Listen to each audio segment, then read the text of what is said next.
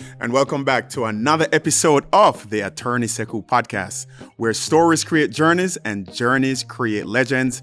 I'm your host, Sekou Clarke. We have an amazing episode packed for you today.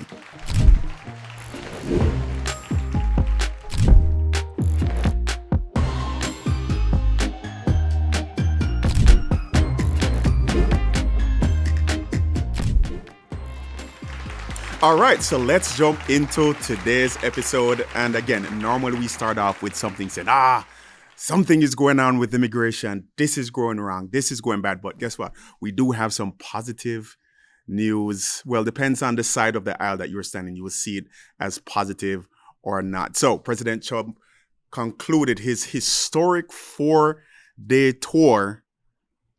And let me just say, he's a deal maker. And I am actually impressed, and I think most Americans should be impressed because no sitting president has ever concluded such an historic visit where some deals were accomplished. But you know who we're dealing with. It should be the deal maker, right? So the first thing that occurred in his first stop, Saudi Arabia. So there's some good things that came out of that, and then some controversial things on the home base in the U.S. that came out of that. So President Trump was able to secure from Saudi a $600 billion investment in the U.S. I think that's a good start. Kudos to the administration and President Trump on this. And not only that, President Trump was able to secure a $142 billion deal for the purchase of U.S. arms. And also, they agreed to lift all sanctions on Syria. And this ended a 46-year sanction stretch on that particular country. But, all those are great things. And it seems like things are moving in the right direction where deal making is concerned and getting money to come back into the U.S. But of course, there had to be some type of gift that is coming out of that. So apparently, Saudi wants to give President Trump a $400 million jet, which President Trump has said it needs to be the Air Force One. He's going to pimp it out, arm it out, and make it Trumpified. Well, we'll see how that goes. A lot of people are saying, is it actually a gift or is it going to be actually paid for? Because to trump that jet out may even cost more than $400 million. But again, another good effort out of Saudi Arabia. But also there was a stop in Qatar, and it's the first sitting U.S. president to actually visit Qatar. There was a motorcade, and most funny of all, there were camels, and President Trump said that he enjoyed seeing all those camels. And another deal came out of that visit as well. 210 jets were purchased from Boeing, and also, wait for it, a $1 trillion, and I got that right, a $1 trillion economic investment. So, those were the highlights from that visit. I definitely think based on deal making and the promises of this type of president, that seemed really good, and, we're on the uptick. But we have to go back to regular programming. If you know we have something that starts with Florida man, you know it's going to be something funny. A Florida man has just been arrested for bigamy. He got married to 3 different women in Florida from 3 different counties. And it begs the question, how can the state or even at a county level can even cross-reference information to see that this man is married to 3 different women at the same time who unfortunately swiped right, and then now they are now talking about who has the right to him. So it really begs the question, if the counties and the state can't get that right for basic marriage, how are they going to be sensitive to implementing immigration? And yes, we're back on immigration, one of your favorite topics. So I do believe it's a great pivot here. And as we dive into immigration, the first set of refugees were just allowed into the country. And no, it's not from a war-torn country. No, it's not from a country that has suffered some type of economic disaster. It is South Africa, but a particular group in South Africa. And these are the Africans the Trump administration allowed, I want to say, a certain amount of white refugees, and they're called Africans to enter the country because they are fleeing from persecution.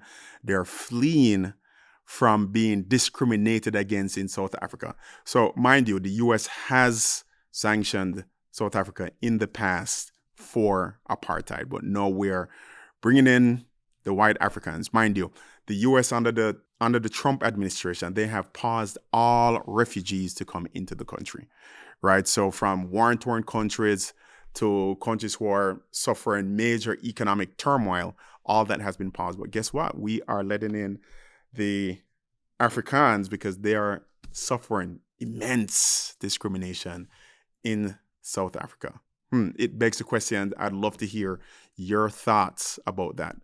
And in the same breath, while we are now giving refugee status to Africans into the U.S., it's been a major breaking headline that the Supreme Court has sided with the administration to end temporary protected status for Venezuelans that entered in 2023, between 2021 and 2023.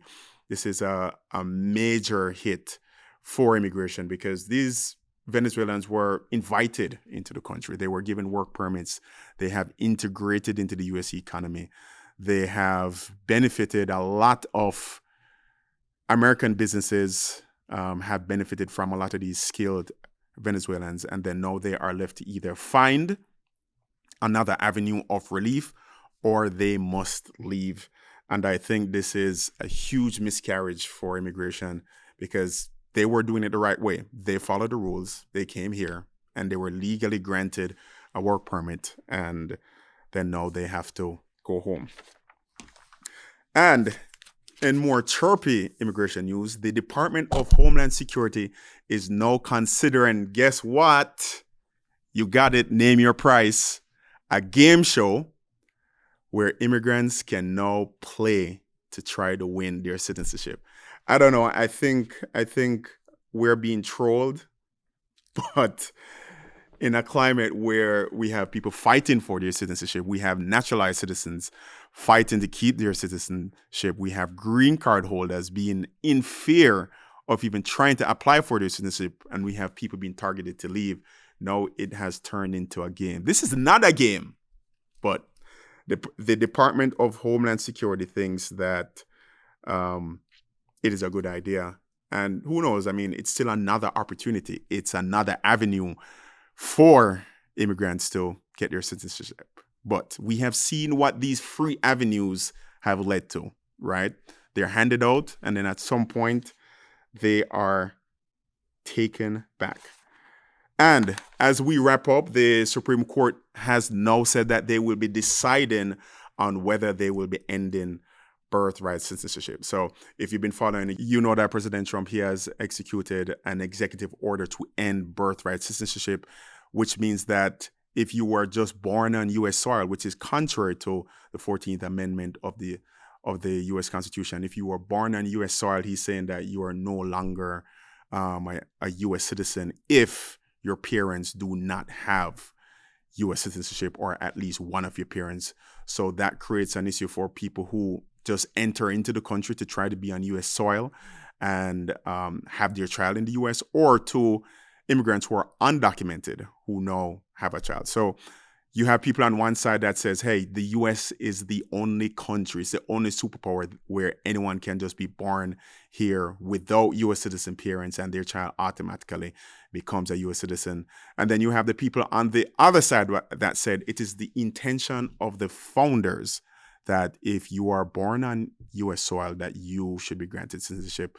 Well, the Supreme Court will decide on that. But my question about this, right?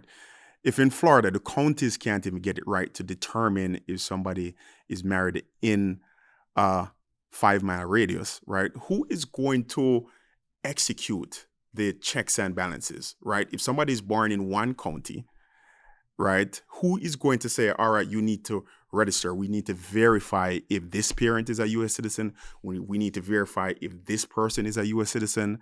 Or how do we even keep those checks and balances if just basic things such as married records cannot be cross-referenced? So, a lot that we unpacked here. We have some amazing guests and looking forward to seeing you. All right, so welcome back.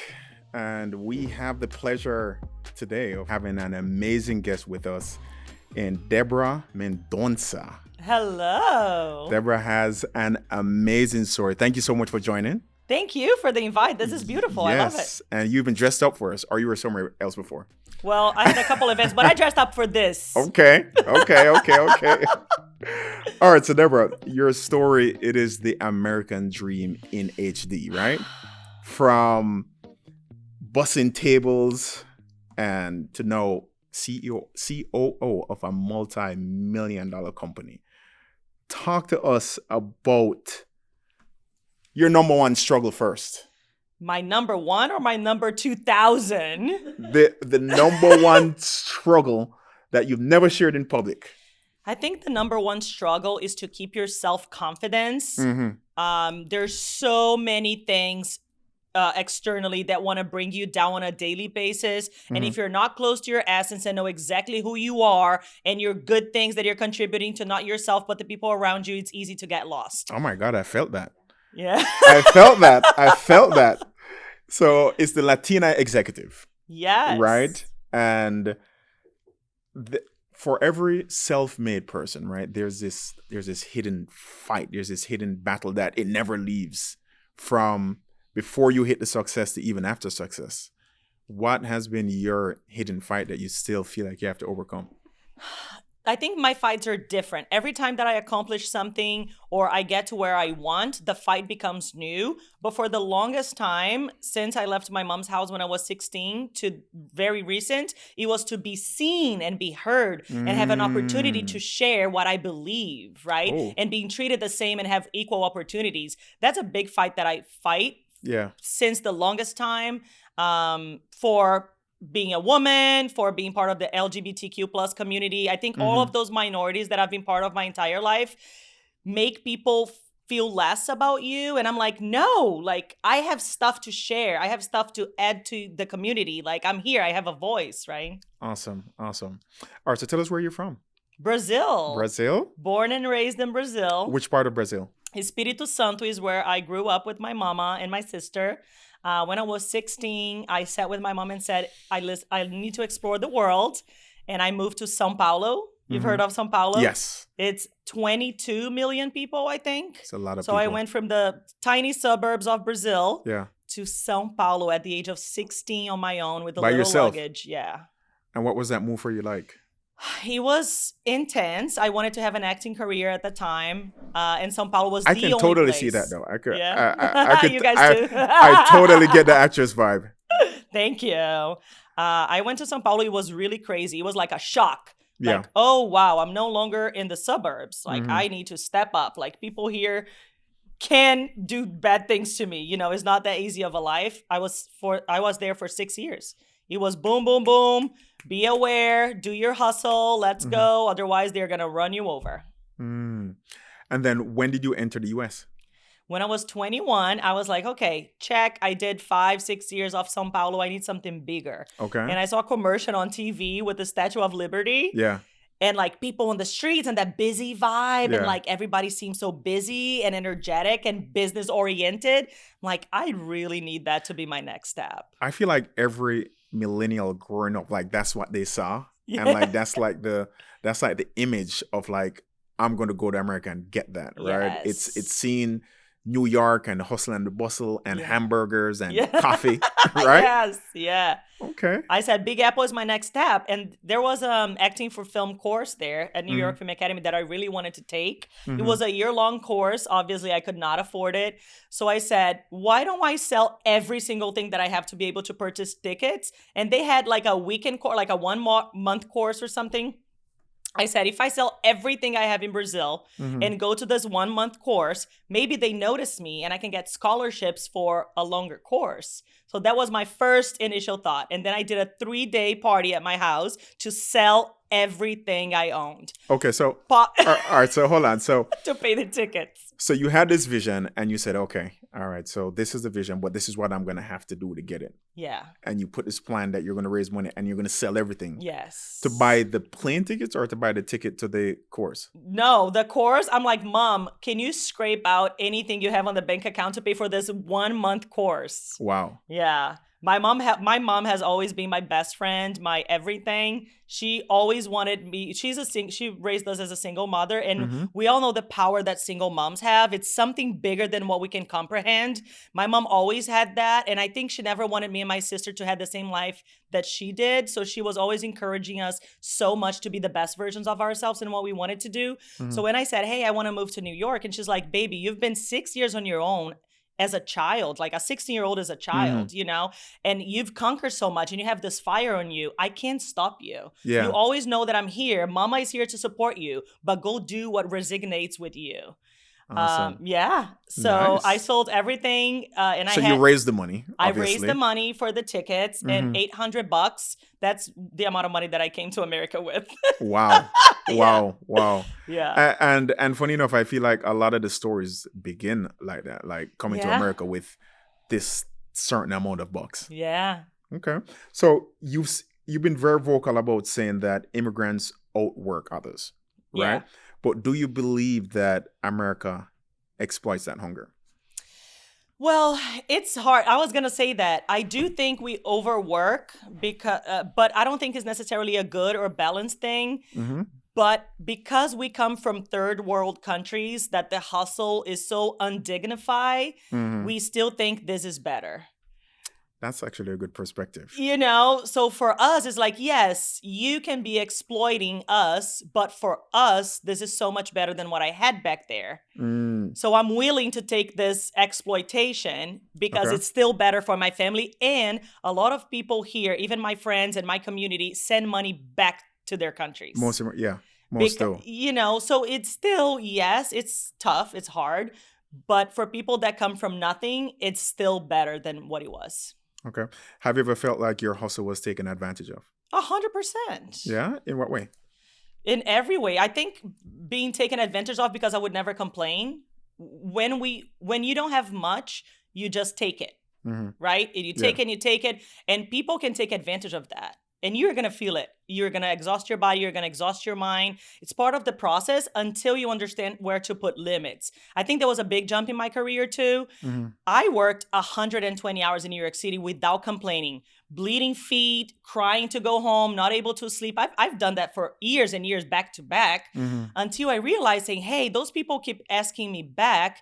Yes, I don't complain and I work all those hours, but I must have something more. And then I stopped to see what kind of traits I had that were important so I could start setting boundaries and saying, hey, you know, you want me to do that stuff, that's okay, but I'm only going to do until 8 p.m. or whatever it is. Like I started setting boundaries based on the talent that I observed that I had to share. I think that's where you start setting a little bit of limits too. Say, you know, it can't go on forever. And that's how you start growing in life too. Setting boundaries, understanding what you're good at, and being able to tell your boss or your manager or whoever is, say, hey, I have this to offer, but can I not work every Saturday, Sunday, month? You know what I mean? Like you start. And setting boundaries, it almost becomes a skill that you have to acquire the higher you climb, right? Because if you don't set these boundaries, then you're going to spread yourself too thin, or you won't be able to provide value in whatever space or role that you were in, right? 100%. And this is for the rest of your life. And I feel like it comes with professional maturity too. Boundaries is for everything. Even now in my position as a leader, right? I set boundaries on how I get communicated with, you know, that's the first boundary you have to set up. It's boundaries across the board for life. Yeah, it's super healthy. Man, I don't even have notifications at my phone. That's one of my first layers of a boundary, you know? All right. So what's a normal childhood experience that you feel like you missed because you were too busy surviving? So this is the thing about me, right? I never let my conditions, I don't know if conditions is I'm translating from my language. I still got language barriers, by the way. I never let my reality, like my environment, dictate my life experience. So I was happy in Sao Paulo drinking $1 wine under the bridge with my broke friends at the time, and I'm happy now sipping high-end champagne with my friends. Yeah. My essence and my personality are very clean since I understood who I am, since I'm a child, I think. And for those reasons, I don't let my financial reality influence what I am or who I am and what I like in life. I was always able to manage the lifestyle that I want, obviously in different levels. Yeah. And I think it has helped me to keep up with my dreams and continue with my energies. Like, I love hanging out with people. I love being social. Yes, now the circumstances are different. You know what I mean? Absolutely. But I didn't let that stop me from doing what I love since early on. And when did you learn what you loved? I think my mom it raised us so well because she never told us what to do. She always asked us why we wanted to do a certain thing. That has helped develop my personality since a young age. I have this very strong personality that my school, for example, when I was a child, did not take it well. I was very rebel at school because they didn't understand my personality. I always wanted to do more, and they wanted me to sit and be quiet and wait until the last person finished the test. That wasn't who I am. So my mom went to school and said, you need to give her something to do. She needs to feel useful to the world. If you ask her to sit down, she's going to act up. She's not going to sit for 30 minutes. That's not who she is. And I think having my mom backing me up, not wanting me to be normal and saying, hey, my daughter has this fire and I need to hug this fire. I need to tell her I love you. So let's just focus this fire to the right area. Here I am. Wow. Wow. Well done, Mom. Well done, Mom. My mom is amazing. I love you, Mom. All right. So I'm still on the immigrant hustle, right? So critics say focusing on hard work, it tends to ignore like systematic barriers, right? Is the immigrant success narrative just a way to avoid fixing a broken system? You mean politically? No, just whatever system in the employment arena in terms of transcending different barriers to get to the so-called top or the American dream. So what's the question on that? Sorry. So to simplify it, right? Yeah. Do you think because we're focusing on the grind, right? We're focusing on the hard work. Oh, okay. You focus on just the basic. It's hard to get to the top. Yeah. 100%. 100%. Because once you're doing the basic better than anybody else, if you don't have an empathetic community boss, they don't want you to grow. Yeah. It's good for them that you're there doing exactly what you're supposed to do. Yeah. They feel threatened by you sometimes. You know what I mean? And they're going to make Absolutely. sure they push you down so you stay there. So you need to self-love enough to say, to catch this behavior and say, ooh, this person is always bringing me down. I might be a threat for them. They might don't want to lose me. And this is a very egotistical way to keep me around, but I deserve better. So let me set my boundaries here and say, hey, I would like a better pay. I would like a better schedule. That's what I bring to your company, right? And if not, you go and seek a job somebody else, somewhere else. So what do you think about the people who they don't know how to distinguish between self-love and arrogance? Yeah. So I think we still learn that, right? I'm still practicing the way that I talk to people, the way that I talk to, and this is an ongoing forever exercise. I think you just got to try. Yeah. You just got to say, this doesn't feel right to me. Even though I'm really scared to talk to my boss, put yourself out there, try. And if it doesn't work, you've learned the lesson. It's always a plus. I always think that everything is a plus. Like, absolutely. You know, like I make endless mistakes all the time. I fail all the time. People get shocked when I say that. I'm like, you should have seen me, years ago. Yeah. My journey is a journey of failure. And that's the only way that I'm consistently successful. I am a bull. Nobody's going to bring me down because I didn't come from nowhere.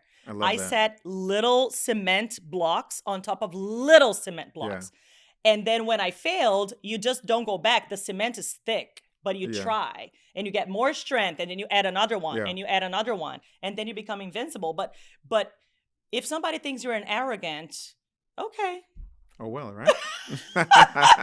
Everybody's going to think something about you, you know. You can't control that.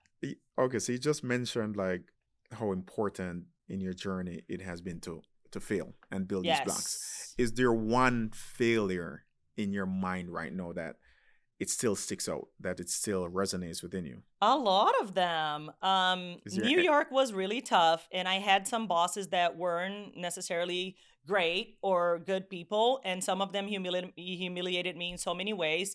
I was fired once to be used as an example in front of a lot of people. really? Yeah, it was traumatizing. How was that done? Literally invited me in for a meeting full of people just to say, you're fired, get out, without Wow. any coaching. I was to be, and I had just asked for a raise because I was working double time. Wow. They were using, that's exactly what we're talking about. Yeah. You know, the immigrant that work endless hours should Yeah. stay shut. Yeah. And then I said, I'm not going to stay shut because my feet has blisters and I can't sleep with nightmares from all this chaos. And I'm working 15 hours a day or whatever that was. And then when I set my ground, they weren't happy with it because I started wanting to voice my voice. Wow. And then they wanted to make me as an example of what not to do. Mm-hmm. And this can traumatize somebody for life. Absolutely. Somebody might just give up there. Traumatize and get paralyzed, right? Exactly. And I said, you know what? They did this to me. Of course I cry. Of course I get upset, all that stuff. But I said, I'm going to be two times better on the next job. And then I go in looking for people that want my kind of quality. You know, once you start getting... and sorry to cut you, but what is your type of quality? I am a hands-on communicator, community leader. I'm not hiring you for the role that I want. I'm asking you, what skills do you have? And I'm adding you to the team. And the skills that are missing, I'm not asking you to grow to those if you don't want to. If you want to, it's great. But I'm going to find somebody that complement the skill set that you don't have. So I'm hiring skill sets for my company to work versus you need to fit in this box. And that's why I'm hiring you. I'm doing the opposite structure. And I feel like people are happier because I'm not constantly asking you to fit in a shoe that is not your size. Nice. Just to give context, what's the size of your team? I have 60 employees at the Glass Knife. We're opening a second location in 3 months. We're going to go to 100 employees.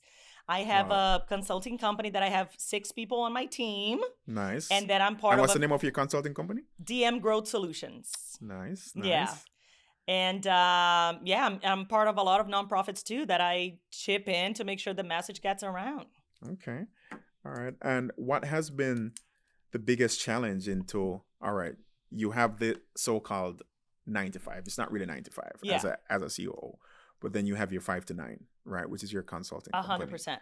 100%. What has been the biggest challenge into balancing both? So I think having a lifestyle that is healthy for you based on your priorities is key. If I want to be this kind of workaholic that I am today, because I change my dreams. Like sometimes I want to have fun and work, and sometimes it's just work. So right now, if I want to be able to manage the Glass Knife, which is I love, it's my main thing, but I want to have my little consulting because it keeps me fiery, right? Yeah. And then I need to give up on social outings 3 times a week. Because now it needs to be 1 time a week, and maybe it's an afternoon and it's just 2 glasses of wine besides 3 before, it would be 4 dinners with friends or whatever. Absolutely. So you give up something because your priority became something else. Wow. Okay. So studies show that women leaders are called bossy. Yeah. Right? Yeah. For the same traits that men are called decisive. Correct. Right? When did you first realize that leadership had a gender tax to it? Oh, man. My journey is being interesting. I remember when you said that, it reminds me of one story. I was a recent GM. After I got fired from that whole thing, I went to work for this amazing celebrity chef called David Burke. And that's where I landed my first GM job. I was 27 and I became the GM of a celebrity chef restaurant on Upper East Side. That's a lot of responsibility. Huge. Yeah.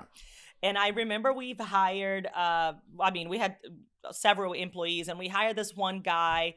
And then at some point I told him what to do. And I said, hey, right now, could you please do that? Or, because or clean that table or whatever he was in his work role. And he came to me and say, sure, boss. And I'm like, excuse me? Mm-hmm. He mocked my power. And I said, you know what? I am your boss. And guess what? You're fired. Ooh. Because I said, if somebody's mocking my power, making Absolutely. me feel bad about being the boss, Yeah. and then guess who is going to sleep feeling bad tonight, baby? It's you. Yeah. You know what I mean? I'm no longer have the attitude. That was my beginning stages of having power in my hands. You know what I mean? But you kind of get to fight the fight. Yeah. If somebody's mocking you, Yeah. yes, boss. No. Like, why are you mocking me? Hold on. I actually am your boss, and guess what? You're As your about boss, to feel I'm this. firing you. You're about to feel this. Yeah. I don't do that anymore. Today, I would probably sit them down and say, hey, because I'm in this whole totally different area. Thank God. It wouldn't be sustainable. I would be like, why did you talk to me that way? Yeah. Do you think it's funny that I am your boss? Like, do you have a problem with me being your boss? So, okay, so hold on. So conversation. this version of you now, right? If you Yeah. could go back to that moment, Yeah.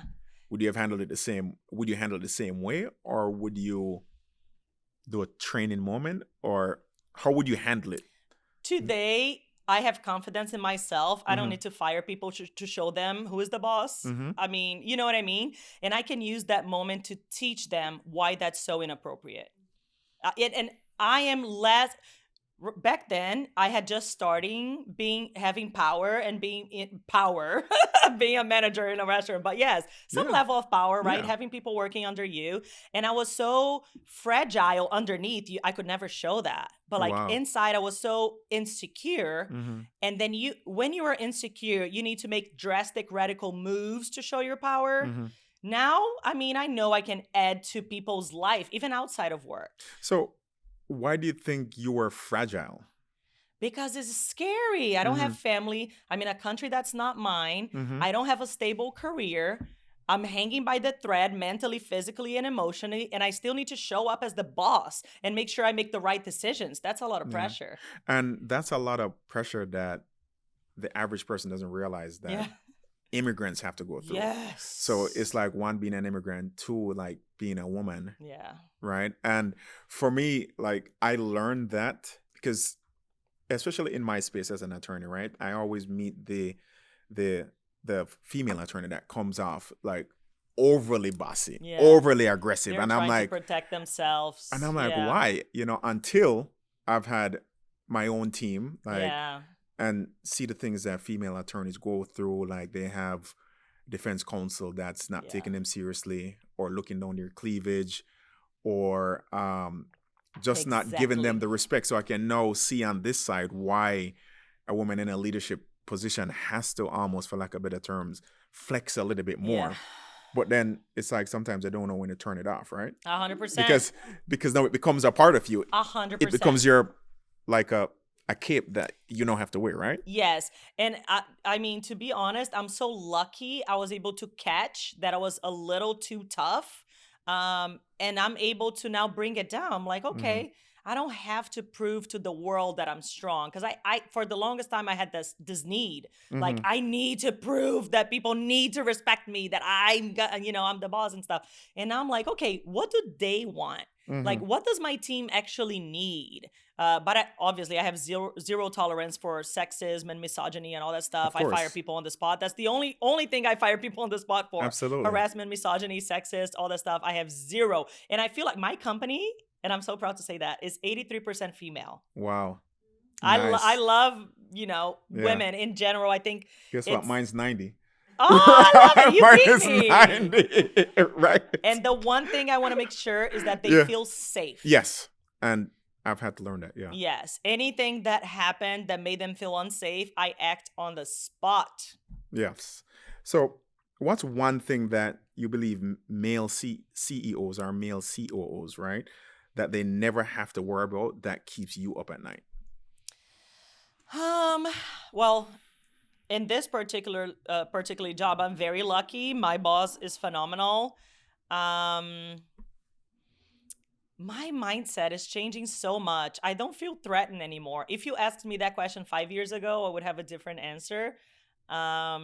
I don't worry about anything at night. I know what I bring to the table. I'm very comfortable. I've done my hustle. I Yeah. have my skill set aligned. I have my goals, Yes. my plans, my Excel sheets. I'm ready. I love it. I love it. I love it. I love it. So, I mean, this is the next perfect question. So, as a Latina executive, because you're giving all the Latina energy, right? Yeah. As a Latina executive, do you ever feel tokenized, right? As a diversity win instead of truly being empowered? Yes, I felt that way in the past for sure. Mm-hmm. And I think the secret for you to get out of that sexy, bossy Latina vibe that people want to put you in is understand your worth, step in your own shoes. And once you step in the room, people are going to feel your presence and they're going to understand their limits. So it's really about the more you're comfortable with yourself, the better people see you for who you are. But it begs the question, how does one even get to that space, that chapter that you are in where you're comfortable in your own skin? Yeah. A lot of therapy, self-analysis. And for me, it was therapy, but for some people it might be something else. But I think studying your own self and bringing back to insight. For the longest time, and I'll give you a very personal example so people can understand, like for the longest time, I had a very hard challenge with authority, right? People above me that would tell me what to do, whatever.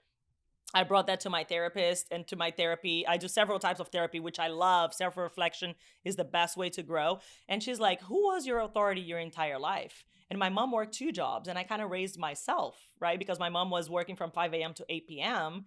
So, and I'm like, oh my gosh, I never had one. So when somebody told me what to do, they came in too late. I'm already an adult and I'm having a hard time dealing with that kind of relationship. So that kind of stuff helps you because we all have challenges and issues and stuff, and it comes from somewhere.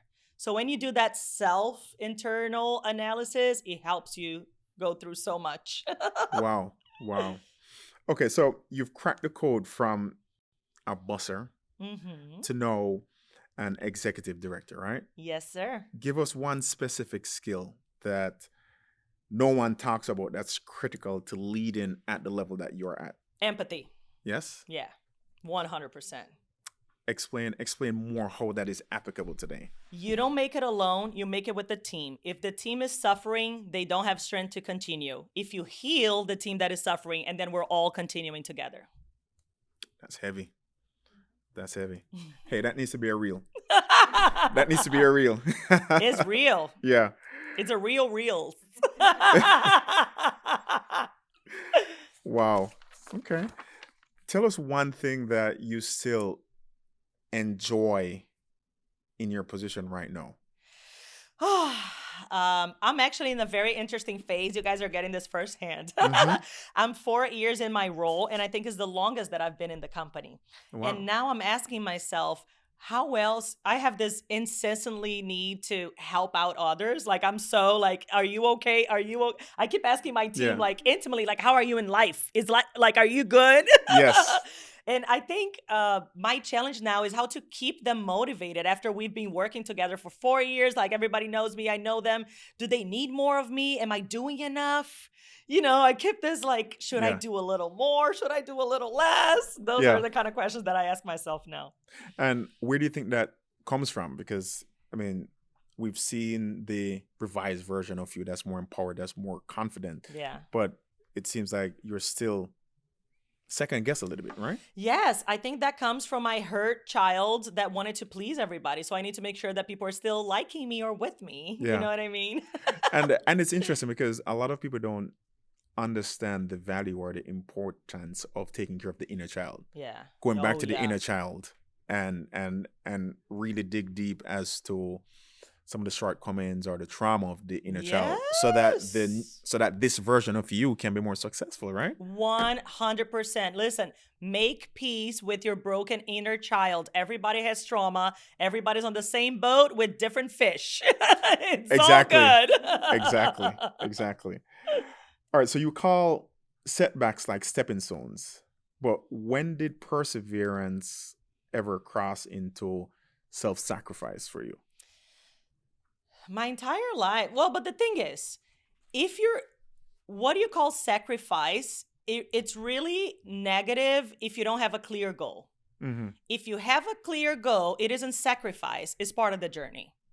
So if you're fighting for somebody else's battle, that's what I would call a sacrifice. It's going to hurt you. Yeah. It's not your own dreams. It's not your path of success. Yeah. But if it's your journey, your dream, and then it isn't a sacrifice. It's part of how to get there quicker, you know. That's very, very, very insightful. It resonates a lot. Some other stuff. I love that. All right. What's the worst advice that you've gotten? Like somebody saying fake it till you make it. Like, what's the worst advice professionally that you've ever gotten? My worst advice is look at somebody else and see what they're doing. You know, what kind of life do you want? Is that kind of life? Transferring your desires, your needs, whatever it is to someone else for me is the worst advice. The grass is not greener, you know? Absolutely. And everybody is so unique. And I think it's such a shame when leaders come to you and say, you should be that way. No, you should be exactly who you are. So let me help you get closer to who you are. So you're more fulfilled. I'm happy because you feel welcomed and belonging and have a sense of belonging. And then we'll find somebody else that has the other skill set that you don't have. And now we're a work family. You know, that's how, that's how I see it. Awesome. What's the best advice that you've gotten? Be yourself. Yeah. And you still feel like you stay true to that? Oh, yeah. Yeah. I can feel that. I can feel that from here. And I love it. I love it. Yeah. I love it. All right. That's the only thing I have to give. Absolutely. Can you imagine how crazy it would be me trying to be someone else?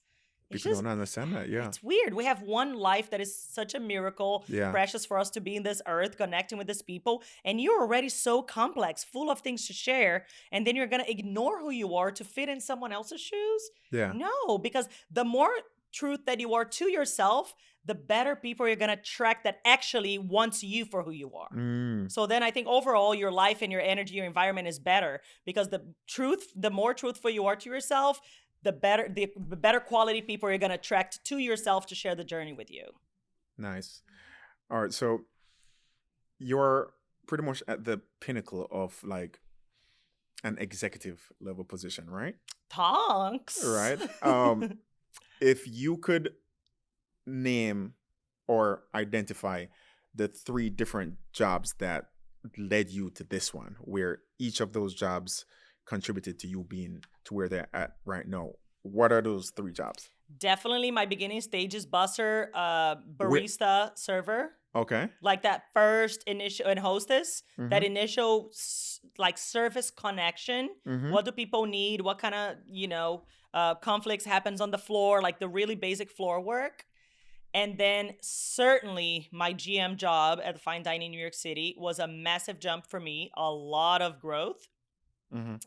And an assistant manager. Hold on, so we're at busser, server, GM. Well, no. So the busser, server, barista, they're all in one pool for me. In my so they're all in one pool. Okay. It's all the beginning phase. Got it. Right? Yeah. And then I had this assistant management, like a floor service manager, assistant management job that taught me a lot.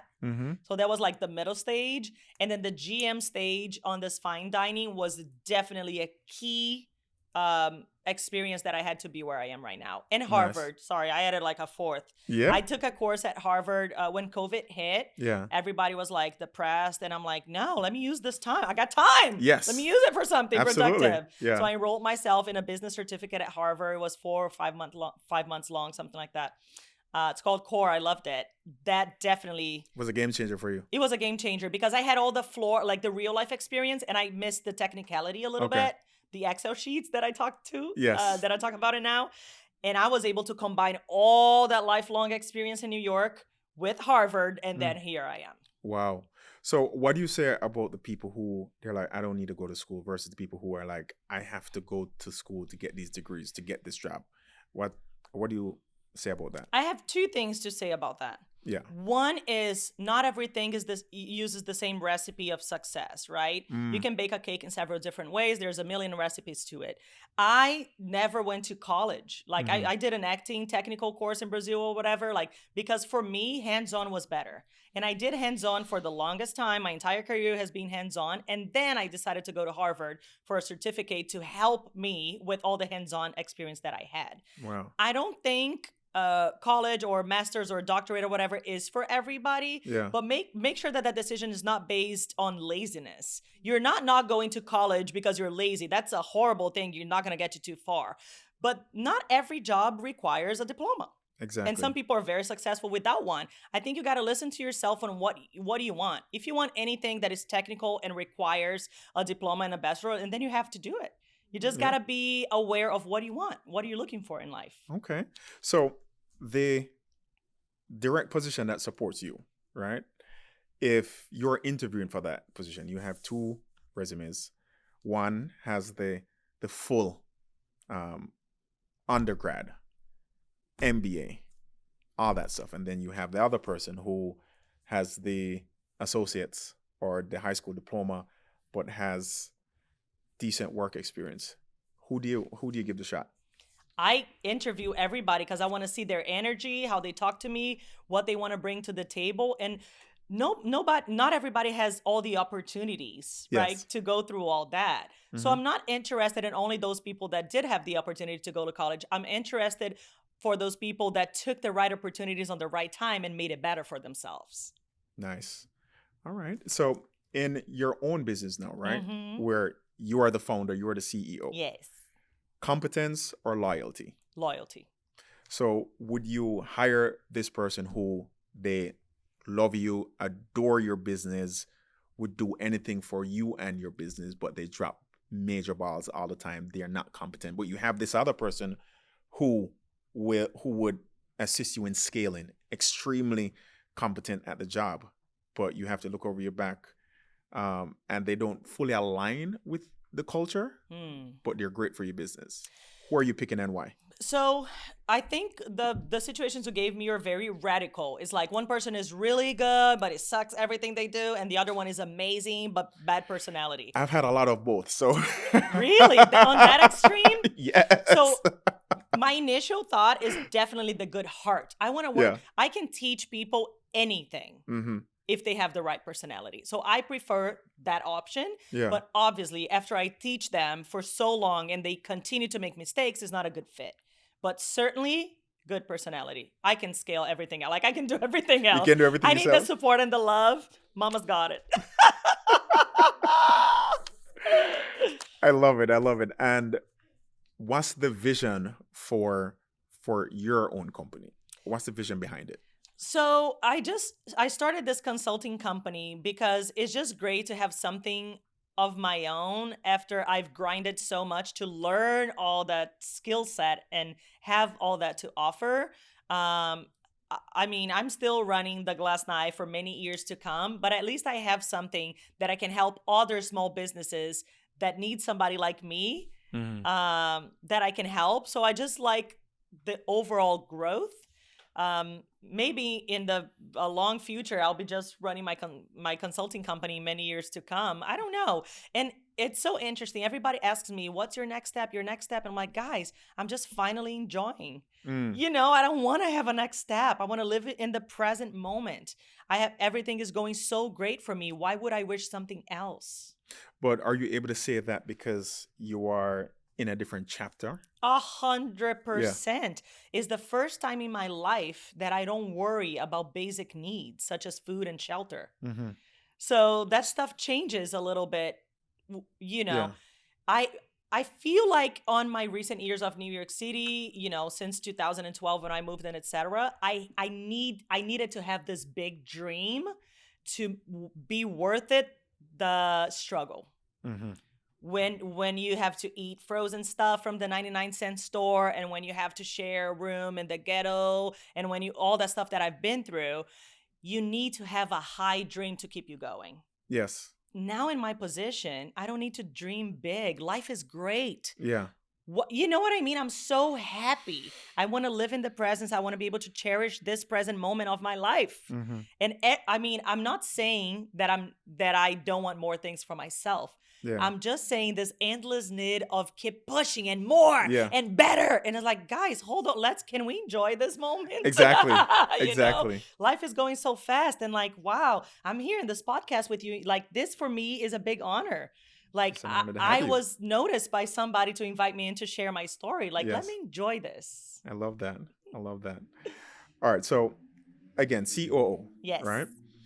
What would you say are the top 3 qualities that an excellent COO has to have? I think responsibility, big time. Nobody's looking over your shoulders. You gotta be very self-responsible, self-started, disciplined. All that stuff fall in the same category, right? The other one is analytical math. It's a must. You have to, otherwise you can't be a COO. Interesting. Yeah, and That then means that's why I went to law school. That's why I couldn't be a COO. I'm not good at math. yeah, I'm not good at math, but go ahead. I analyze numbers every single Yeah. day. That's Yeah. my thing. Okay. And then the third thing, which is one of the most important for me, is community work. And I say community because, like, oh, teamwork, whatever. What is teamwork? Like, community work. What is the reason that you're all together doing this every single day? Like, are you guys aligned? What do you need? What do I need? You know what I mean? Like, that sense of community, for me, it's very important as a COO. I see people. I see what, you know what I mean? Like, it makes it a much more stable environment because it's not just about the daily work. It's about sharing this current present moments in life that we're all choosing to be here towards the same goal. I like that. What does a winning culture look like for you? Winning culture, A winning culture within the workplace. open communication, and self-accountability are big things for me. Massive. You tell me what you're not happy with. You're not just go complaining to the back to another 5 employees, because that's toxic. If you're frustrated with something, you ask me for a meeting. I'm super accessible with everybody. I sit down with every employee, but don't start a toxic culture because you feel frustrated about something. That's uncool. And also take accountability for your part on this toxicity. If you're frustrated because of something, what are you doing to make it better? The company's not mine. I'm the COO, and everybody has a role. We have the chefs, we have the servers, we have the managers. Complaining is easy. Yes. I can complain all day if I want to. Yeah. But what are you going to do about it? What are you going to suggest that we do together? Exactly. So I hold my team accountable for the company. How do you hold your team accountable? On open communication, clear expectations, and sit downs too. We have one-on-ones all the time. At least once a year with the big management team, or twice a year. And every time they have something, they call in a meeting with me. It's an open communication. Nice. It's important. People want to be heard, and I'm all about hearing them out. I think we can grow a lot as a company by hearing feedback from the people that are there with us every day. Yes. Immigration. It's a hot topic right now, especially in Florida. How have you seen immigration right now affecting your company? My company, not so much, but the overall state and my friends and my community is horrible, is sad, is unfair. I don't like it. I don't agree with it. Yeah. Things are being taken to a proportion that are not, in my opinion, it's not where it should be. There's so many great people out there. Yeah. And they should not be suffering being mistaken by a criminal or somebody like that, because they are what makes a big chunk of the workload that other people don't want to do. Absolutely. So one could say, hey, you have achieved the American dream, right? Yeah. So now you are the Latina that has achieved the American dream. Would you now look at the other Latina and say, hey, you have to do it the right way and come in the country the right way? I wouldn't. I'm not responsible for other people's choices and stories. Yes, my story is beautiful, and it comes with a lot of hustle and luck too, a little bit, or whatever. Man, it's tough because people come here, and all of my friends, and I can speak for my people, my community, all of them come with great intentions. They want to work. They want to make their little money. They want to feed their family and send some money back to their families in our country. Absolutely. And to see them so frightened and threatened, and this fake idea that all of us are those horrible criminals, it's just untrue. when you say, well, a lot of people come the right way. Yeah. It's not about coming from whatever borders or stuff. It's not about that. A lot of people come in the right way and they maybe overstay their visa, but it's an interesting topic and a very taboo, but not everybody is a criminal. They're still doing work that nobody else wants to do. They're still contributing to society. They're still paying taxes. They're still very respectful people, taking care of the country, taking care of the land, and just participating. America was built on that.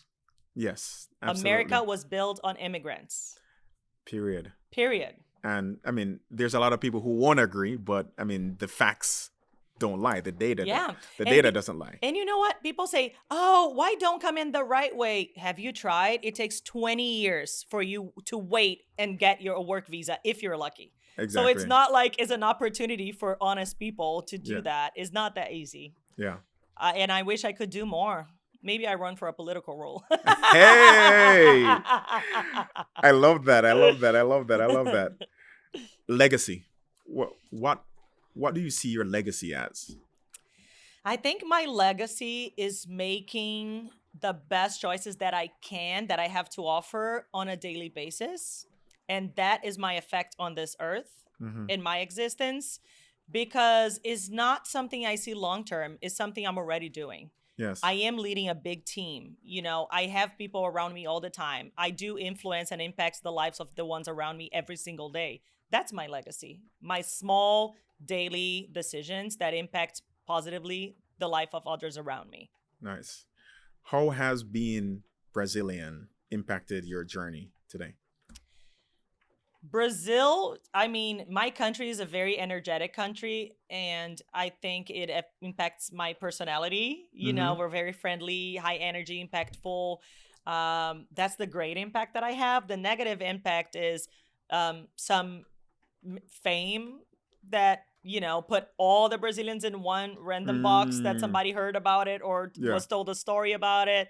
I don't like that stuff. But if you're that kind of person, you're already thinking on a very small box. I probably don't want to be your friends anyways. Yes. So I'm better. You ask me if I love football on the first chat just because I'm Brazilian. No, I don't, but thank you. Probably won't be friends with you though. Wow. All right. So if you could go back and talk to your 18-year-old self, right? You have 30 seconds. What would you tell your 18-year-old self? I love that. I wouldn't change anything. I would say, girl, do exactly what you want to do. People hold such a weight to bad decisions and to mistakes. It's all part of the game. Yeah. Life is about experiencing. It is throwing yourself out there. It is getting slapped around. It is a little bit of everything. So I wouldn't tell her anything because I would want her to live everything exactly like she did. I love that. And what would your advice be to the girl, the woman who wants to get to your position, to your level, to your achievements? What would your advice be? Well, first is self-understanding. Who are you? What do you have to offer? What are your skills? What is your skill set that could be beneficial to a company? So understanding who you are is key, right? Second, surround yourself with positive people. You have a toxic relationship. You have a toxic family. You have a toxic... It's gonna delay your process. Surround yourself with great people, the people that value who you are, the people that see your worth. Third, set boundaries. Understand what is hitting your limitations and vocalize that. Setting boundaries will give you a space to have perception of your surroundings and then push up to the next step. I think those are 3 key points for me. Wow. Well, Deborah, this was amazing. Thank you so much for joining us. I mean, it was extremely insightful. Your journey is inspirational. Your journey is what this show is all about. You know, it's creating legends from these stories. So really appreciate you. Thank you. Thank you, Sekou, so much. Yes. I hope you guys there enjoy it so much. I appreciate it. Yes. Thank you. Thank you.